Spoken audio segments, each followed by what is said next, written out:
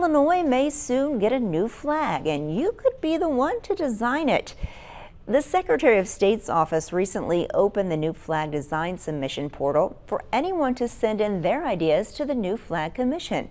WGEM's Illinois Capitol Bureau Chief Max Cotton explains the process and how you can potentially be a part of history.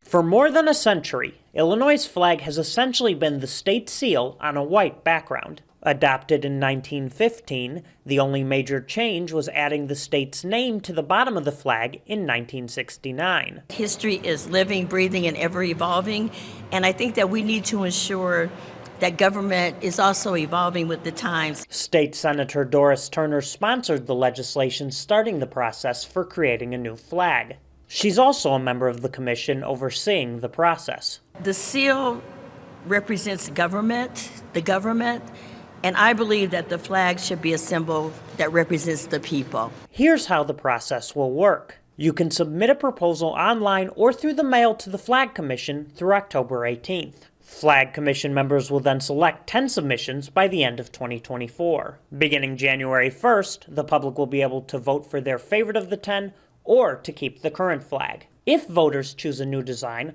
lawmakers will have to pass legislation making it the new Illinois flag. Secretary of State Alexi Giannoulias is overseeing the commission's work. He says the process is not only a chance to create a new flag, but the opportunity to bring Illinois history back into the classroom. The flag is sort of a Trojan horse into the classroom, right? It's an opportunity for teachers and administrators and for us as elected officials to talk about what Illinois stands for, what it has stood for, and its potential in the future. This was a great opportunity to foster that pride in Illinois, get young kids to start, doing research about the state and, really looking at the diversity of Illinois and everything that it has to offer and what it's all about.